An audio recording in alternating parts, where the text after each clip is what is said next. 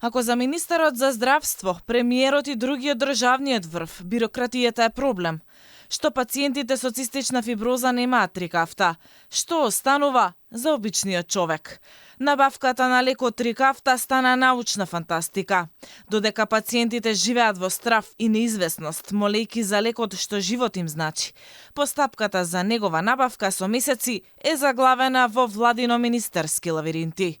А власт пациентите ги теши само со празни ветувања, дека пари за лекот има, ама бирократските процедури се кочница за итна набавка.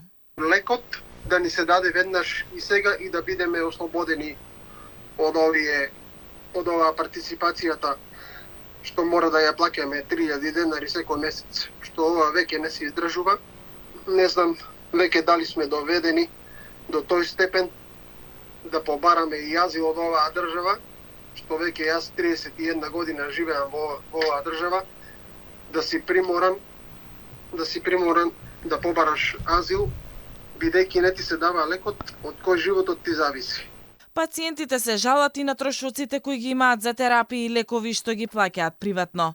Велат дека на месечно ниво само основната терапија чини околу 3000 денари, без хоспитализација или дополнителни лекови, доколку им се искомплицира здравствената состојба.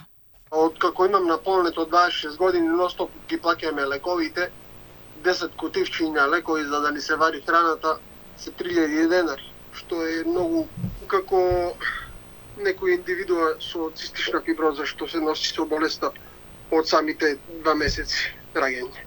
Според професорот Никола Пановски, смешно е власта да се правда на бирократски процедури. Зошто лекот не е набавен? Ако се ветило дека ќе ги добијат, треба да ги добијат. Не знам кои се тие бирократски.